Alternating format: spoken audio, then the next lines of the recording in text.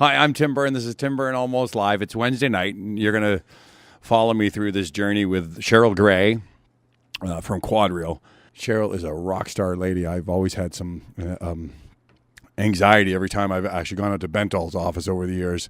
And I've actually knocked on Cheryl's door as a Stadia sales rep back 15 years ago. And Cheryl's refused to see me, which is kind of funny. When you go as a sales guy, you walk up to somebody's door and you knock on it and you say, "Hi, I'm Tim Byrne from Stadia Door and Glass. I was wondering, could I meet Cheryl Gray today and talk to her about what I do?" They go, "No."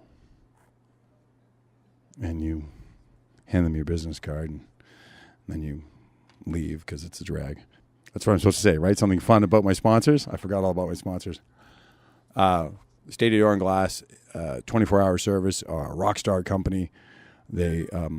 They've spent this last year supporting me doing these podcasts, and I really do appreciate them. And I'll tell you what I love about Stadia Door and Glass is not the name of the company or the fact they have pink trucks. See, you got the logo behind me.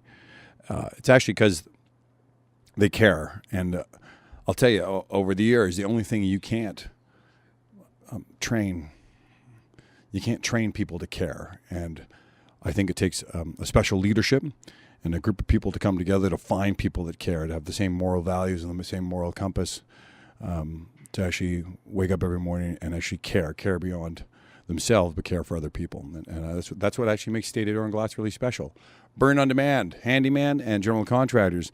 Now, this is a little boutique general contracting company that started with my dad 20 odd years ago.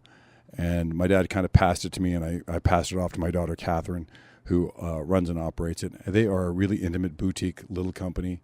They don't do big jobs, they do little, and they do a lot of little jobs.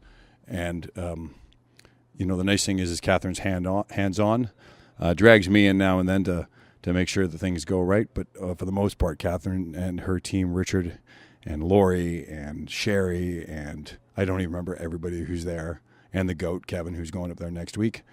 They're all rock stars too, and they're really good to me, and they really support me throughout this whole shindig of doing a podcast. So I hope that you enjoy the show tonight, and I'll see you when we're all done, okay? Enjoy. Hi, I'm Tim Byrne. This is Tim Byrne Almost Live. We're down here at QuadReal's corporate offices at Commerce Court West in Toronto, Canada. And I have a spectacular guest on today. It actually gave me goosebumps when she said yes, that she would come on the air with me. I've known this woman for 30 something years, across paths again and again and again, whether it's been at BOMAs or IFMAs or NAOPs, boardrooms and the basement of buildings. And Cheryl Gray from QuadReal, I'm privileged to have you on my show. Hi, how are you? Thank you. I appreciate your invitation and glad to be here. It says here you're executive vice president. It does. It also says enterprise innovation. That's right. Okay, what's the enterprise innovation part of the title? I would have to say that the primary reason for that title is the department is really around creating best practices, innovating on how we do our business, leading edge when you think about technology today. But in the past, it's been around sustainability. It's been around how we manage our buildings better, how we contract better. So it's really about moving the organization forward in the property management platform. Do you ever, I got a whole pile of questions for you, but since we're on the topic of being that leader in the industry or being technology savvy, we are in the genre where 8-tracks were available when we were kids. And I find a lot of people in our genre and our age group don't accept technology. And I see you spearheading this, and this office is stunning, modern, and advanced, and the technology behind me with the video cameras and the phone services. Do you find yourself awkward with that, or do you find yourself leaping in with 2 feet? By the way, you told me before we got on the air that you had 2 phones. You had the Apple and the Samsung. That's right. You have to have one of each, but I think I love the photos that I can take on my Samsung, and you got to FaceTime with your grandkids. So there you go. That's carrying both. But do you find yourself hiding from that technology or trying to embrace it? I would say that I embrace change. If you were to ask me in my career, what has been exciting about being in property management, and I will date myself, I started in the business in 1980, how we manage buildings today versus then, if you weren't constantly reinventing yourself, you simply wouldn't survive. Where'd you start? I started as a secretary. I was working at a small development company in Calgary and worked as the development VP secretary. And for those that are from my age group, they know the debacle of the economy in 1981. And in Calgary, between the National Energy Program, interest rates skyrocketing to 19 to 21%, the only group left standing in my entire real estate company was the construction and property management groups. And the reason for that was we were building MURBs. We had 10 buildings under construction. We had 0% cash flow guarantees. So we had to finish building these buildings and we had to manage them. And development VP came to me and said, there won't be any jobs. Full departments are being let go, but we have a general manager in property management that's really going to need some help. Can you go work there? So being a preservationist of income, I said, sure, I will go work over there, wherever Did you grow up in Alberta? No, I actually was born and raised in Regina. My parents moved to Ottawa in my teens, and Ottawa was not for me. So moved out to Alberta, where if you could breathe in 1978, you could work, because the market there was just booming, and literally saw it rise and then massively crash in the early 80s. But you worked in real estate or oil, and I just happened to pick real estate. So when you went from a frontline receptionist and went over to the property management side, what was your job at that point? Property administrator, but it was a really great opportunity for me. I mean, what I found really interesting and fascinating, it was never the same day twice. It was never even sometimes moment to moment. And I had a great mentor. She was a certified property manager and very professional. And I would just even sit and listen in on the phone calls she would take from a tenant to learn how to deal with people who are going to yell and scream at you, which inevitably that happens. Through that, I started out working there. And at the same time, believe it or not, my husband had lost his job, was a salesperson. And I said, you really should try property management. He started being a residential superintendent. So I lived on site during my personal time and managed that apartment building with him while I started growing my career. So I've kind of come up from the very bottom ranks, and I've lived through what, I expect most of our employees have to live through today as they're doing the same. The best part about that moment in Calgary, in Alberta for you, which was worst for a lot of people, the best part was that you were in a bad economic climate, but still had to force yourself to finish the execution of these projects. Right. So it made you financially savvy very quick. I think what it did is it enhanced versatility. I mean, that's the one thing that I would have to say, when you talk about being advanced in technology,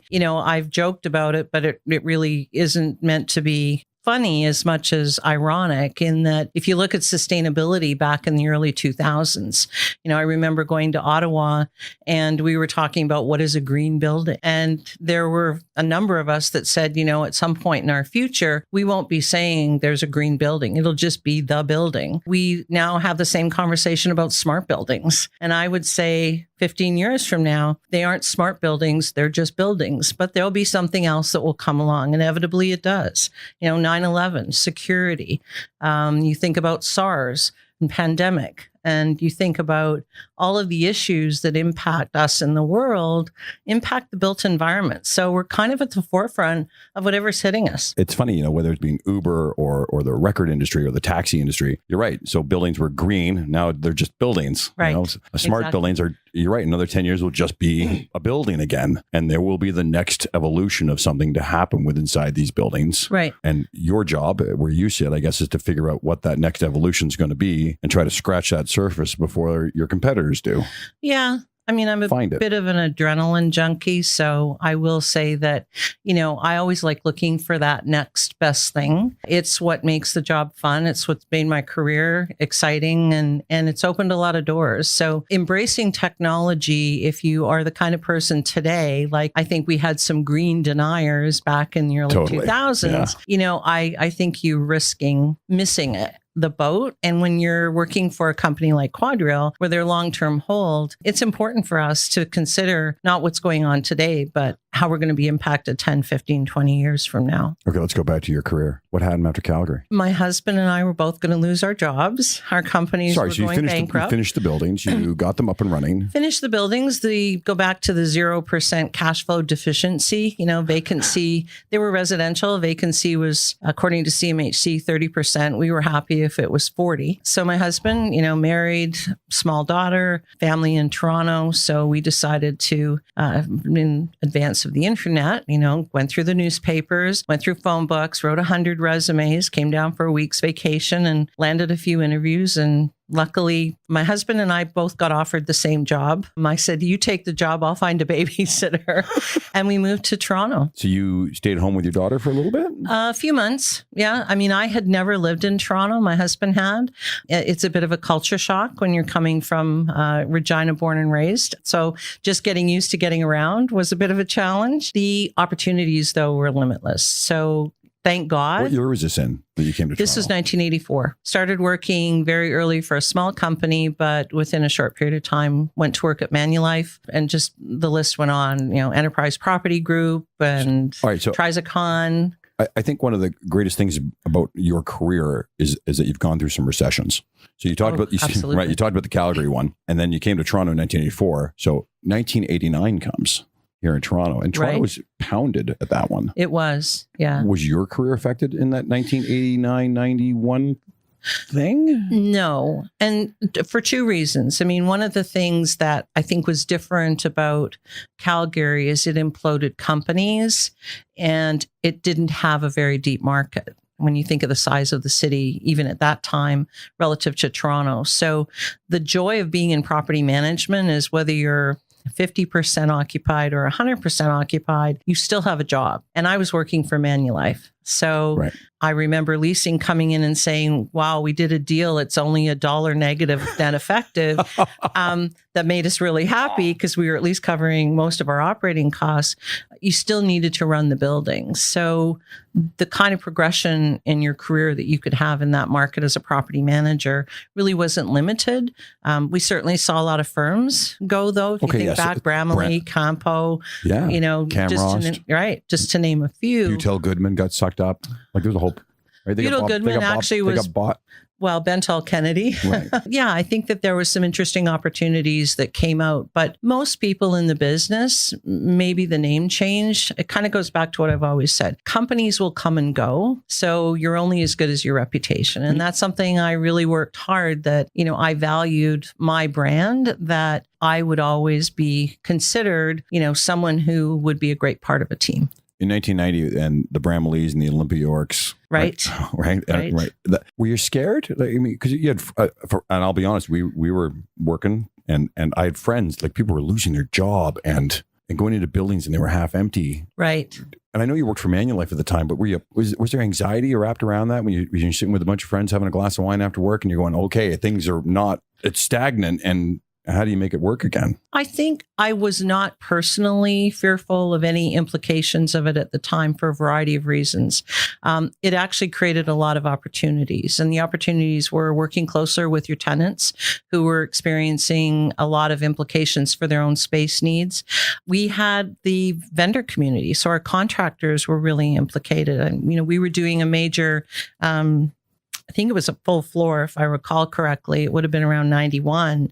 And the contractor on the job, we had a lease deal in place, went bankrupt. And I had a lease delivery obligation. So we had to call in all the sub-trades. We had bonding issues. So you really had to get creative in order to continue to deliver services. So I don't think we really had the privilege or the luxury of stopping and going, wow, this is scary times. You just had to get the job done. Is there more work when the building's half empty than when it's full? As a property manager? It depends on the asset class, but generally, yes, because usually that means your leasing teams are frantic to try and fill it up. And tenants are moving. You still got sprinkler heads loaded on empty floors. There's still fire-like safety stuff. Yeah, physical is not really the issue. It's more around occupancy and what drives that. So, I mean, you need to be much more nimble to be able to get tenants in quickly. You need to be much more service oriented to get your tenants who are already in the building, retain them so they're not looking to go elsewhere. So I think as a property manager, I've always said, we tend to be the least sexiest in the real estate space. But to be honest, without us, I'm really not sure how successful real estate could be overall because,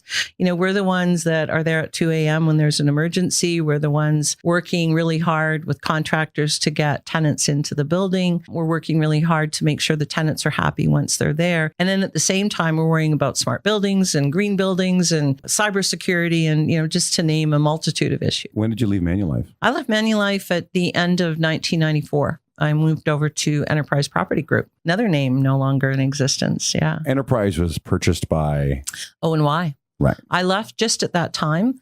So what was emerging at that moment was Trizicon. So I had Peter Monk.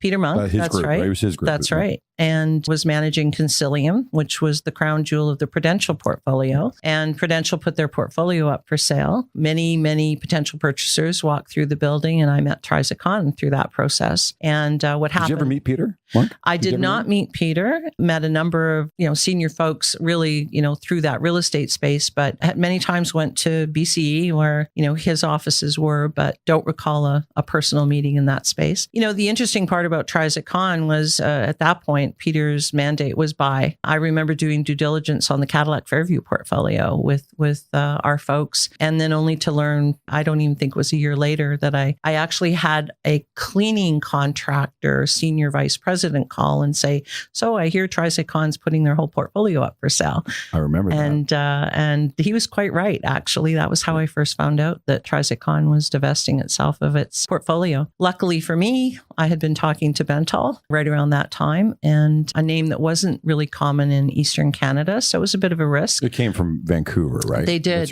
But because I'd worked in Calgary, I was very familiar with them. Great reputation and building a massive portfolio. So I moved to Bentall at the beginning of 2000. And what was your role there? I was vice president of the Eastern Canadian Office Industrial Portfolio. And we were 9 million square feet. And 5 years later, I moved into a national role at Bentall.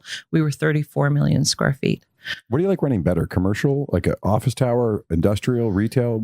For tenant wise, which one's the best for property managers? I mean, you must have a favorite that you'd rather. I've done them all. Yeah, I know you have. I have done them all. I started in residential, and even as recently as my last role at Bentall, I actually set up and launched their residential property management platform. I think property managers come from all different interests and from all different walks of life. For me, I think probably commercial office was my favorite, but every one of them have, pluses and minuses. You just need to figure out. My husband's a property manager. He's done residential with a little bit of commercial most of his life, but that wasn't my career choice. How did we make the switch from Bentall to QuadReal? How did that happen? I was sold. Two things. Yeah. So right. I was sold. How did the transaction between the Bentall QuadReal, how did they make that sever financially with the assets? Was it just a split or was it a sale? Well, I think understanding Bentall Kennedy is a third party manager. So they were on the British Columbia investment account,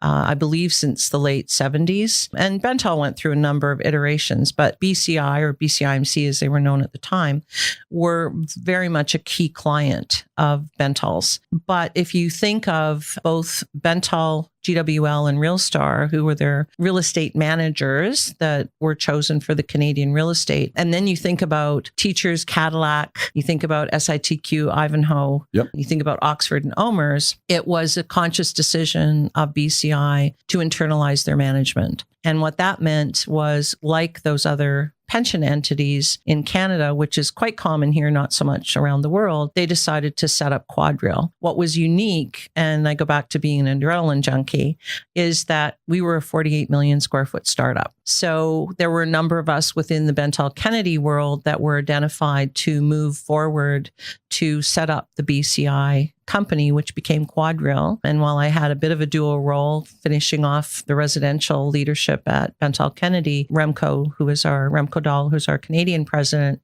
shoulder tapped me and said, would you like to come over and do this at QuadReal? And while I'm certainly in the latter stages of my career, this was a once in a lifetime opportunity to come and basically build this organization. Okay, so the day you started, here's your new business card. How much staff did you have the day you started? It almost isn't that kind of story. And I was saying this yesterday. If you look around our offices in November of 2016, none of this existed. So none of these people were here. There were a handful of folks that were running out of temporary space in Vancouver. And the rest of us were either within the management entities like Bentall or GWL, or we're, brand new employees to QuadReal. So because of the way the transition went, I actually came over with a few employees from Bentall. So there were a number of folks already on the team, and we just had to fill in the blanks. But I have a fairly small department doing what I do at QuadReal. For others, there was a much more bigger hiring heavy lift for them to get set up. In 2 years. Yes. So today we're, I think, just over 1,100 employees, and all the property transitions are done. So we finished the last one up in February with our retail and Bentall residential, and then in May, RealStar residential. We're way off track. We have 10 questions and we haven't touched any, but I really like talking about how all these transactions happen. So what I want to know is, how does GWL, who used to run Commerce Court as a property management entity, how do you make the decision whether it's a GWL property management, who are part of the investment group, asset group, right? How do you make that decision whether it's them going to property management or is it QuadReal? Actually, GWL is no longer. It's QuadReal. So all British Columbia investment properties are now managed by QuadReal in Canada. And in addition to the 48 million square feet we have here, we also now have offices in Hong Kong, New York, and London.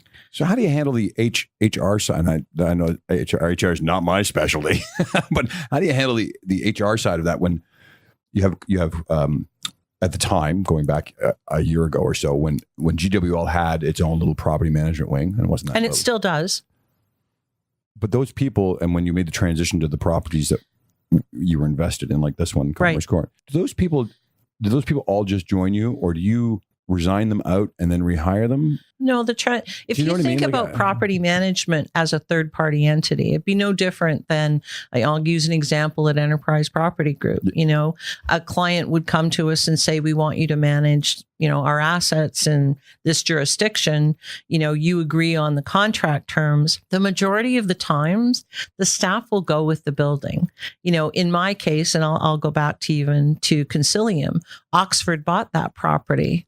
I chose to stay with Enterprise. Would Oxford have offered me a role? Maybe.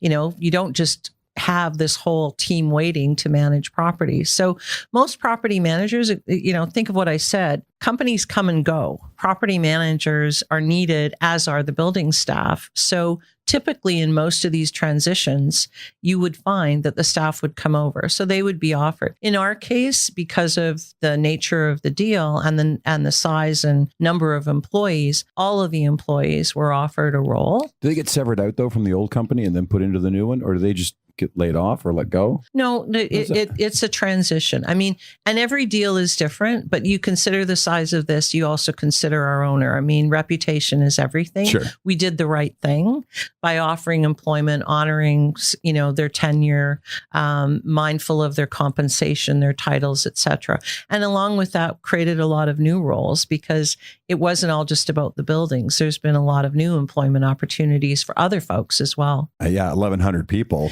Yes. In 18 months. Yes. That's a huge hire or a huge transition or a huge change. Yes. I think our HR group are a little tired right now, but I'm sure they're exhausted. We're there. Right? I'm sure they're exhausted. Yeah. What was interesting for me, I was 17 years at Bentall Kennedy. Amazing firm. Loved my time there. Saw massive growth. I had a little bit of again, for older folks, a Mary Tyler Moore moment when the last day, I turned out the lights of my office and looked around and realized I would never be going back. Did you cry? Yeah, I did. Yeah. And it was interesting. It was a holiday. It was January 2nd, but it was actually in lieu of the 1st. So no one was in the office. So it was quite quiet when I, gathered up my stuff, and I sent a note to Gary Whitelaw as I was going out the door, because it was bittersweet. There's no question. You put a lot of blood, sweat, and tears as we built Bentall Kennedy. What's been exciting about QuadReal is you sort of get to do that all over again in a really unique way that I don't ever recall in the history of real estate. For BCI to have made the decision to bring a bunch of us together and create this company, QuadReal, is a very unique opportunity, because most of the times you'd buy an operating entity and you'd figure it out.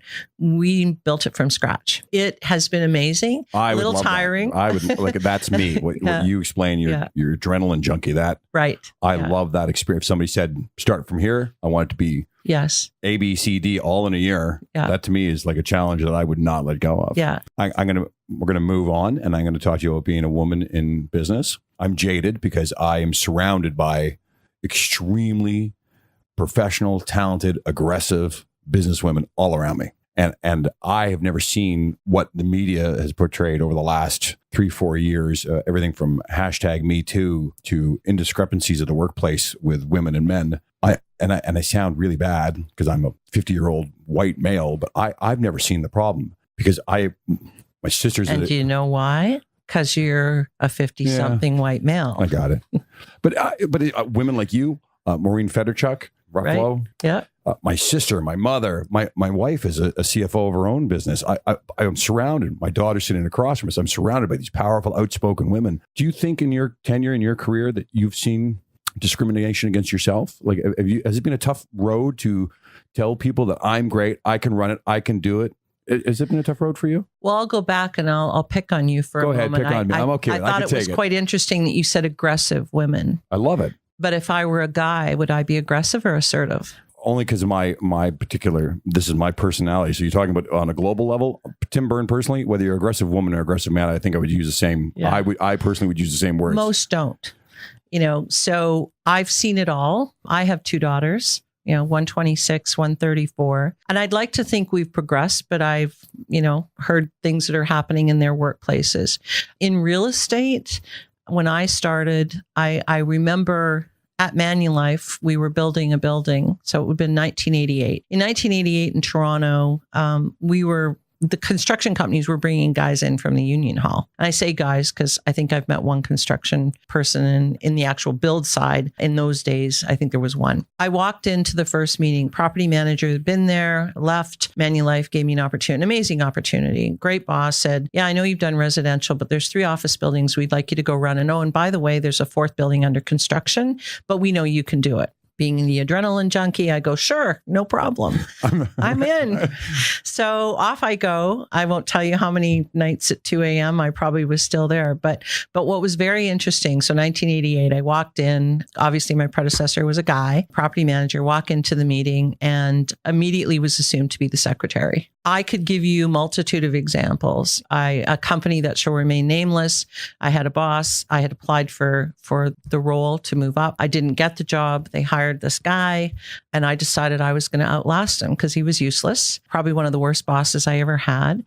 And after he was fired, it took them 3 years to figure it out, but he was fired. I got the job. And within a few months, I happened to open my desk drawer really quickly and outfloated a pay stub. I was paid 25% less than that person in the role. So when you say, is there an issue? I just attended a session at the National Association of Realtors conference in Boston. Great CEO, SVN out of Chicago, talking about inclusiveness and diversity in real estate. I challenge you to go to the real estate forum and look around the room. And while yes, you will see some women, how many of us have actually broken the glass ceiling? How much diversity do you see in that room? It's a challenge for the industry everywhere. It isn't something that we should lose sight of because I think it's still there. And I still think maybe to a lesser extent it's visible, but there still is a lot of discrimination. And I think women still have to fight for a voice at the table in a way that men don't. I still think there's compensation issues. I had my own Me Too moments in my very early stages of the career. We all have stories we don't always openly share, but don't underestimate that it's less than it was. I think it's just gone underground a bit more. Thank you, though. Because there's not very many women that would be that blunt with me and say what you just said, and I really appreciate it.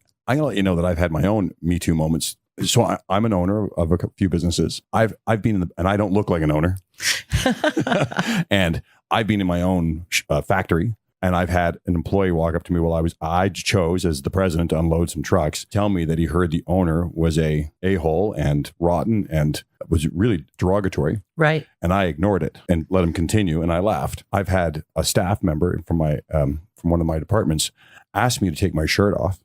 Well, there you go. And got really forceful about it. And I was like, this is. Yeah. And when I went to, when I called the Human Rights, Ontario Human Rights, do you know what they told me? I have no rights. Because you're a man? Yeah. They basically told me, and I'm an owner. And so because I'm a shareholder and I'm a man, I have no rights to make a complaint, which I found very wrong in its own. Right. Yeah. I know. And I wouldn't equality disagree. is that the problem when you talk about equality, it needs to be equal for everyone. For everyone. Yeah. Right. And I think that's really the gist of it, is that, as sad to say, your experience, and, employees can grumble, and, I've had as many, thankfully, good bosses as I've had bad bosses. But I think my biggest worry today is just the conversations that are happening in the political sphere. And I'm starting to see, I travel to the US a lot, but I'm starting to see that here in the Canadian space. And I really will say, I've always been direct. You never leave the room wondering what I'm thinking, but I can't stand mean. And I really worry about the implications for us mainstreaming this, if I disagree with you, I hate you kind of attitude. Yeah. And having an opinion shouldn't be compromised. No, but I think for younger women coming up the ranks, and I think it's important, like you said, I took action on my own behalf. I think it's allowed women to have better conversations. I think the prejudice is still in existence in some spaces, but I think there's a greater awareness of it and why it's wrong. There's lots of studies about how diversity has really improved the bottom line. Huge. And I encourage, if anyone listening, just go Google SVN in Chicago and listen to their story, and even how they're helping women buy. Stop. SVN. S for Sam, V for Victor, N for Nancy, and how they're a real estate firm, and how they're even helping women buy franchises. There was a single mom who actually was in the crowd who stood up, and the kind of support she had in buying a real estate franchise. And I think, as much as it might be a little bit more underground in some instances, and we still have some improvements to make, there's a lot of people out there that are giving a lending hand to those that need, not just women, but I think diversity in our industry is something we need to be conscious of. I'm president-elect in IREM, and we have a complete diversity program. Give the acronym IREM. Institute of Real Estate Management. Thank you. 20,000 members around the world. And it's something that our association is really concerned about. We have a diversity outreach group, student scholarships, because it's an area that we really need to focus on and be better at. I think equality should be equal. Right. I mean, that's the end story. And that is not, you're right. It's still loosey-goosey, depending on where you talk about, which heads me into politics and the economy coming up. Interest rates have gone up. And I'm turning a segue here. And Donald Trump's running the United States. He's no longer in charge of Congress anymore, which is You lost the House. It's a real change in dynamic for them. Yes. I'm not sure if anything will get done. Not that anything was getting done before, but now really nothing will get done for another 2 years. What do you think is going to happen? Where do you think the market's going to go over the next 24 months? Well, it's certainly not an area of expertise I have, so I'm going to be parroting a little bit. You're way up the corporate ladder. You know exactly what's going on. Well, I'm going to parrot a little bit about what I'm hearing from those that are in the know in our company. We just had a senior management meeting not that long ago.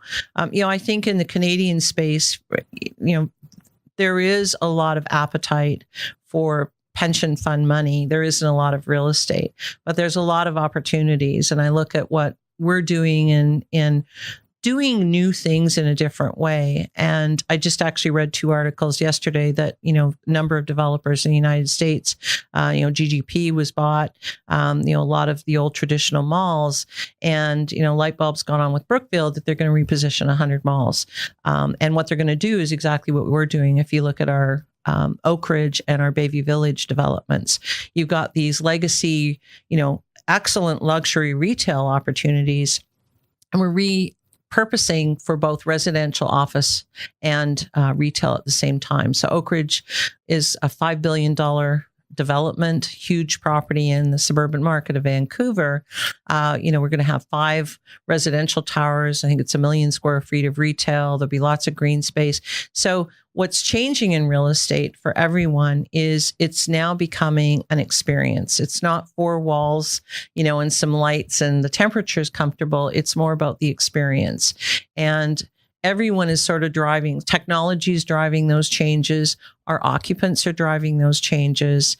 It's no longer about sustainability. It's about occupant wellness. So there's a lot of shifts in the world, and the leading firms that are setting the pace for how we adapt. Sometimes I've heard the term, that we're fracturing real estate, and WeWorks is a great example of that. It's what's WeWorks? So WeWorks is I sound like I don't know anything when I'm with you. It's terrible.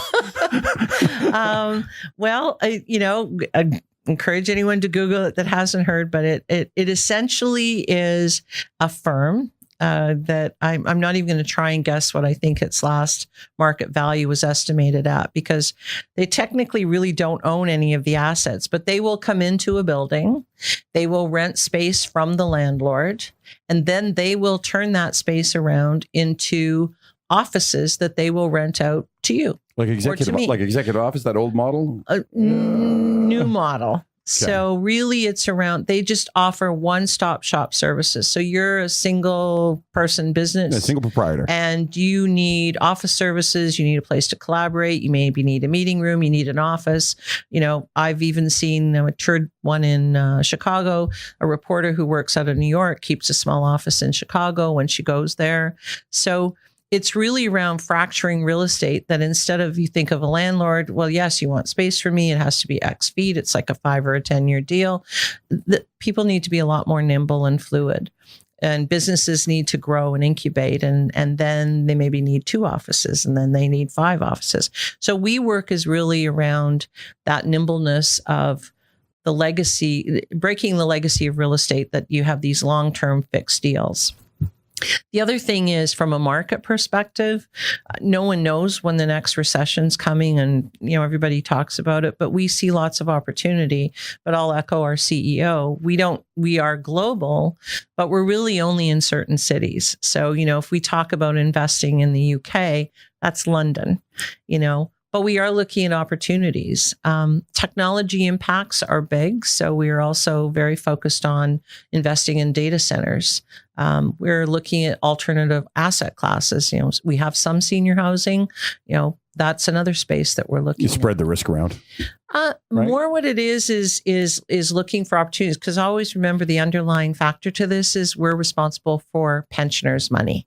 So we need to make good long-term investments that maximize the value and protect that income. Do you think the next 2 years, the price of real estate, commercial real estate, is going to drop a bit, and there's going to be some great deals in the market? Oh, we would wish, but no, I've never heard that from anybody. Well, look back in 1989, 1990, 91. Different economic circumstances. I think what you have here today is more around the we just don't know when it's going to stop, because you think of the global expansion that's been going on economically, it's been a pretty long run. So I think the last report I heard, though, is even if we have some kind of a recession, it's going to be fairly mild. But I always look at it. If anyone could really predict that, they're probably not sitting and working somewhere in business. And sure. No one really knows. And I have an economics degree, and I was very fascinated by the fact that nothing is predictable in that space. I smell a recession over the horizon. Donald Trump could create one all on his own by flipping things upside down the way he does. But the largest cohort on the planet right now are the millennials. Right. They are the largest. They're double the size of the boomers. Like, they're huge. And they're coming into the workforce right now by the droves. Right. So in theory, no matter what political situation we are in North America, the millennials have the ability to outdrive the politics of bad economics. because they're so huge and they have such great spending power. I don't know that I would see it quite that way, only because I think, the boomers were a big cohort as well. I think what's different is there's still a lot of us boomers around, and we're in fairly senior roles. Working longer. And we're working longer. But I think one of the things, and I've heard this, they hate to be called millennials. They hate the label. They don't like young professionals. And, we have a task force. And what do they want to be called? Next gen is what we've been what I will say is they are driving us to think differently. Think Uber. I love Uber. It's renting music. You think about, how you shop. You talk about the death of bricks and mortar. It's the old bricks and mortar, but people want experience. Look at food halls. They want to go and they want to collaborate. Starbucks, the phenomenon of Starbucks. I think they're just doing things differently from us, maybe in a different way, but I don't know that they are as disruptive in a negative way as much as they're disruptive that they're just driving business to think differently, be more nimble. And as my daughter says, I'm so sick of somebody telling me I haven't paid my dues yet. Like, they just want things at a different speed than what we're accustomed to. I'm going to skip the next question because we're not allowed to ask it, which is the most embarrassing thing that happened in your career.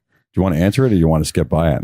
No, you must have thought about it. I have thought about that one, and I'm having dinner with her shortly, so I'll remind her. This is good. I like gossip like this. Stories. So I was, we had an industrial warehouse when I was working at Manulife, and tenant had moved out. We were going to be repositioning it, so it's going to be vacant, over the winter, and we had a real problem with people dumping tires and garbage on the site. But remembering we were repositioning, we had to market it. And, she was her budget was constantly over because of this. And I said to her, we really need to cordon this site off. I said, we can't keep spending this money. And I said, let's get some barricades. Let's, make sure no one can drive to the back of the property because that's where we're having the problem. And, I had this all set out and was explaining it. And, in my younger days, I still talk a lot, but talk more then. And she looked at me, she let me finish the whole story, and she goes, and we do snow removal how? And because again, we were having people access the site, we were showing it, etc. And I said, okay, well, let's skip that whole 5-minute story and let's find plan B. So did you go red? Could you feel the heat in your face? A little bit, yeah. And you have a few of them that you think you've got this great idea. So I've learned a few times, sometimes think things through before the mouth engages. So I'm king of embarrassing myself. So I have more stories, and I could have a whole podcast on my embarrassments because I've humiliated myself more than enough times. I think we all probably could, I think when you take those risks in life, though, like when you jump in with 2 feet, I think those are the moments where you learn the most, you gain the most by your loss. Right. Baptism by fire. Oh, right. I love that's a great line. Yeah. Well, that was, that's how I started when I talked about that office property. It was like, sure, I'll do it. And I remember going home and thinking, I will never know how to do this, but I'm going to figure it out. And it was baptism by fire. You were thrown in, you had to figure it out. And I'm going to ask this, and we can cut this out too. I know that a lot of people ask me about this. Yeah. They want to know how, as vendors and subtrades and contractors, not even QuadReal, in general, if you're a startup company or you've been around for years, how do you end up doing work for a property management company? What's the best route and path to take to meet, greet, show your stuff, and make your customer aware who you are? How do you do it? You've seen a million contractors, and you've seen guys look like fools, and you've seen guys look like rock stars, and you've hired the highest price guy and the lowest price guy. You've had every experience. I know it because that's just how the market is. So you're brand new, and you're untouchable. You really are. Cheryl Gray is untouchable by all trades. There's no way they can get a hold of you. But they try. Oh. They do try. And that's okay. And by the way, you should be untouchable. You need to be one removed so that you can look at the global picture. But let's talk about down in the trenches. Yep. And you've been in the trenches for a long time. How does somebody get the attention of that property manager just to say, I'm a great snow removal guy, or I'm a great roofer, and I'd like to quote and try? And how does somebody do that? Well, it's probably easier to share the process and probably say what not to do. All right. I think most firms today are really conscious about who they're hiring to come onto the sites. What insurance do you have? What's your, worker safety record? And, rather than just, if you're Joe's Landscaping, just starting out, or, Jill's consulting service, how do you, present yourself if you haven't covered off those risks? And, so there's a difference between an established firm versus one who's starting out. So I would say if you're starting out, it really is more about relationships and finding those leaders in the industry. I mean, when I say leaders, could be a property manager, could be someone like myself. It could be anybody who's willing to take a chance. And you're going to find some people have an appetite for risk. They're willing to try, and you're going to find managers who don't.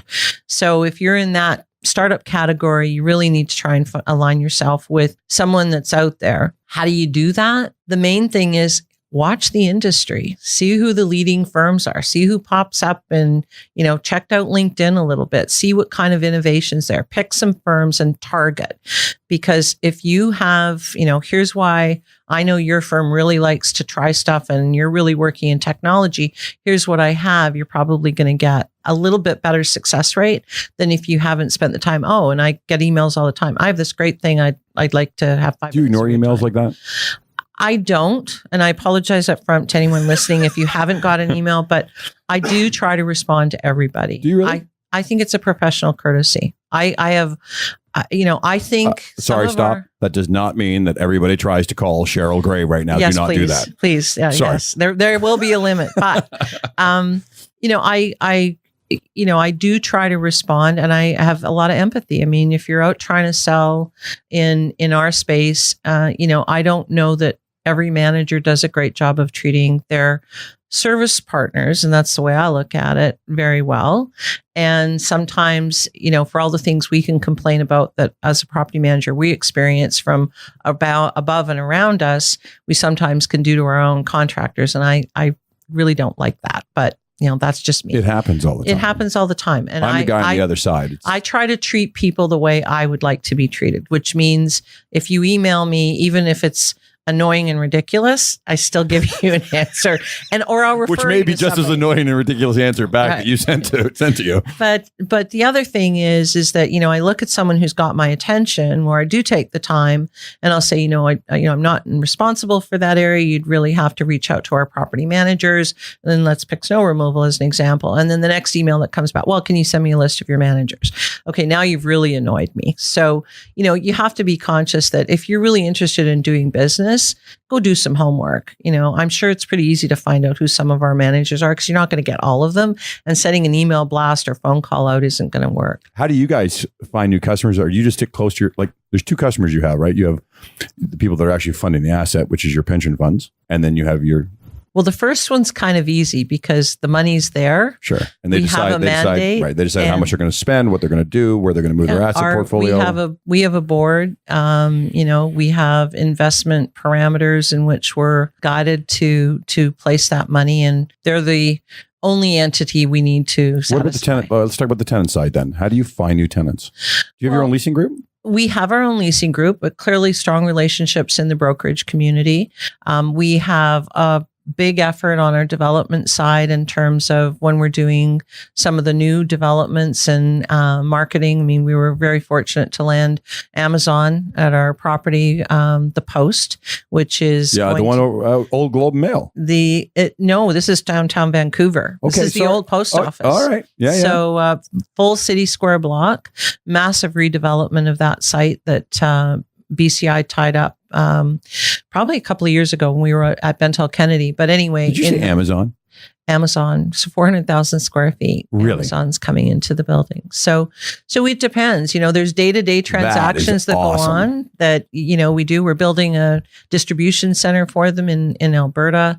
But it really depends. I mean, we've got residential buildings. That's one-on-one marketing, our websites and search engine optimization versus our retail versus our industrial. So do you have a social media group inside this organization then? Each team has their own marketing and social media. So retail has their own websites, marketing teams, residential does, and we have corporate as well. So social inside your organization, yes. Is social media separate from marketing, or is it the same people? Marketing of the properties is separate from our corporate social media, but again, we do have, if I pick retail, they do social media for their malls. So it's a specialized group. So there's a corporate team that will certainly help support QuadReal's efforts in all spaces. We do lots on social media, but every group, residential is another great example. They've got a great marketing team. They could take advantage of sharing information about the communities, working with the residents. So that's a transition that's going to happen over the next 10 years where you're going to find marketing not be called marketing, but that marketing social media, because they really are really closely tied, whether it's Google AdWords or whether it's just posting stuff on Instagram. Well, marketing can be mixed with sales. I find people sometimes don't understand the difference. And I think for us, especially in the residential space, it's very unique when you think about a company like our size. I think we're 12,000 units across from Halifax to Victoria, and every market is different. And you're marketing to consumers. You're not marketing business to business like you would in commercial, like in an office building.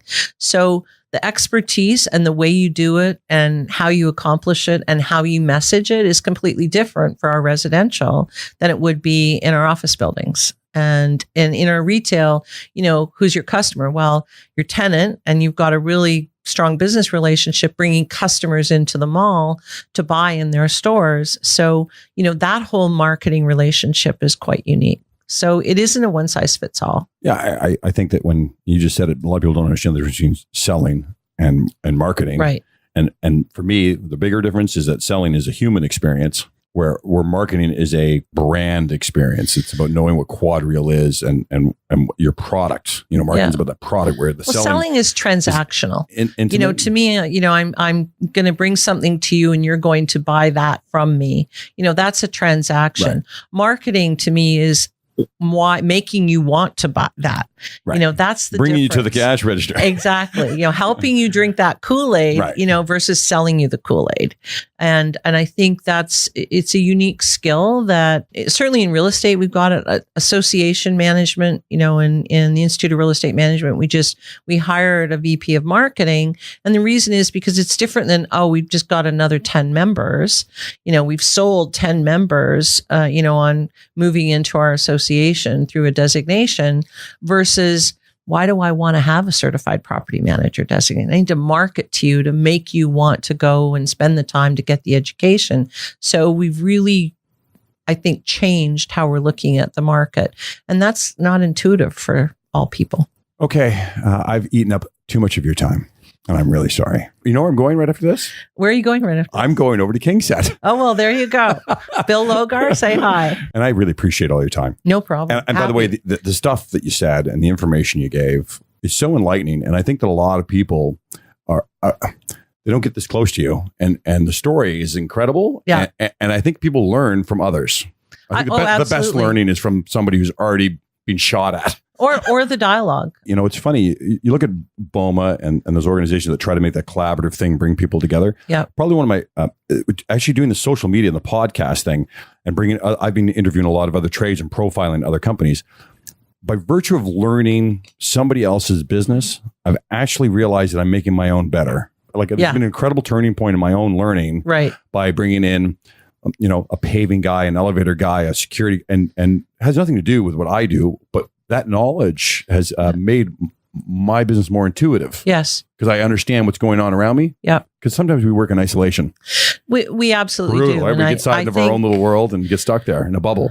I mean, I will say, though, what has been good for me in property management is we've always collaborated as an industry. BOMA is a great example of that. But, I was fortunate enough after SARS, I saw how we handled, that kind of incident or, just whole situation.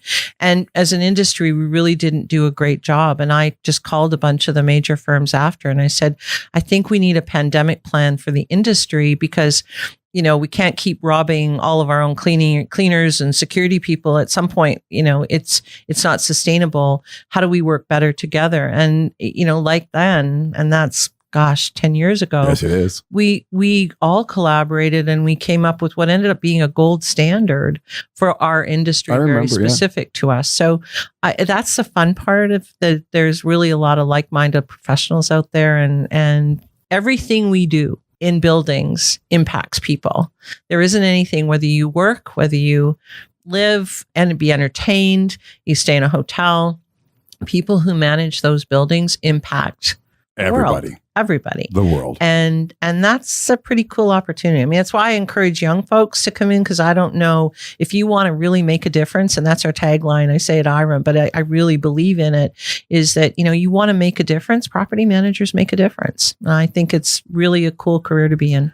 Mandy's your left hand? Yes. Left hand, right hand, brain some days. We're going to try to persuade you to find some time during PM Expo to come by the studio. Okay. Because we're doing live broadcasting there. Well, and Denise Fromming is coming from Chicago. She's our CEO I'd like to have that Institute round of table about Management. that collaborative management style. I'll speak with her. And just for half an hour. Yep. And we'll make poignant questions so we can really hit topics fast and hard. I will do that. But we're expecting a fairly large audience. And I think that kind of stuff, you have two mindsets, and you're really way out there.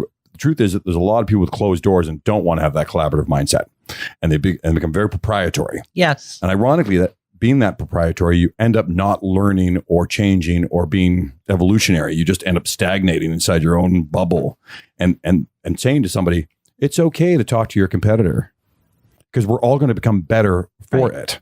Because at the end of the day, take away the corporations, us as people need to grow. I think, and I said this, recently to someone in our C-suite. I think the reason property managers... What's a C-suite? Hang on a minute. C-suite. CEO, CTO, oh my God. CCO. I'm so dumb. All the C-suite. The head people, the big guys. All right, got it.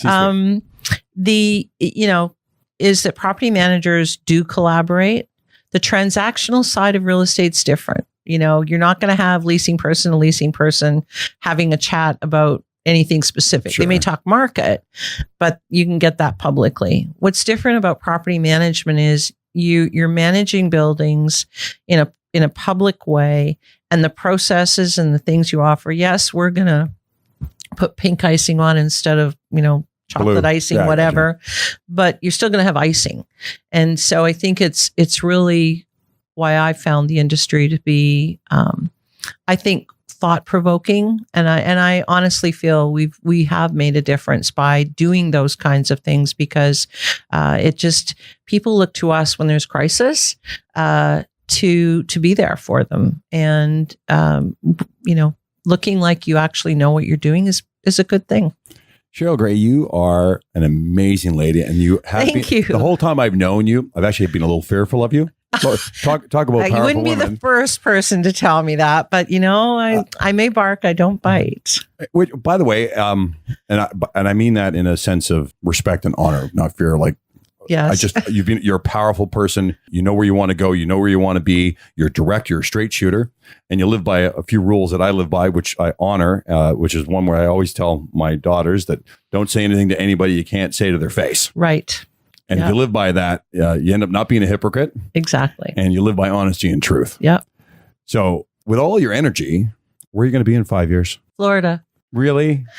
You know what? I have I will be 62 in a couple of weeks. And, I have a few things left few dragons left to slay in my career, perhaps, but I'm certainly looking forward to some downtime. I don't know whether I will completely exit, but a little less time. All right. So 5 years, Florida. Does that mean somewhere in the next 48 months, there's some pinnacle, there's some gold trophy, there's some medal that you're... No, you know what? I think I've had a very fortunate career. I'm proud of what I've accomplished. I've had a lot of fun along the way. The president-elect role I'll have in 2019 at IREM, the pinnacle for that will be the first international president of a global association in 2020. So I'm the first outside of the U.S. That's been a big deal for me. How long do you be president for? Do you 1 year term? It's a 1 year term. Yeah. But to be nominated by your peers to move into that space, into an organization who has deep roots in the U.S. and the members we have and growing around the world, Japan and China, South Korea, Africa, Russia, just to name a few, and to lead that organization, 20,000 members strong, it is really the icing on the cake. Recently I was honored by REIC. I got a emeritus award from them. So, I've had great opportunities. I've seized them and I've been successful. And I think that's a pretty good story. I'll join you in Florida. Sure. Cheryl Gray, thank you. I really appreciate your time today. You're a rock star in my world. This is Tim Byrne. This is Tim Byrne Almost Live. You can find me on LinkedIn, Instagram, Facebook. You can find me at timburnalmostlive.com, YouTube. I am your drive home, and I need you to drive home safely while you're listening to this. And remember, and Cheryl knows this off by heart, if you don't stick your head above that foxhole, you'll never become a hero. Have a good night.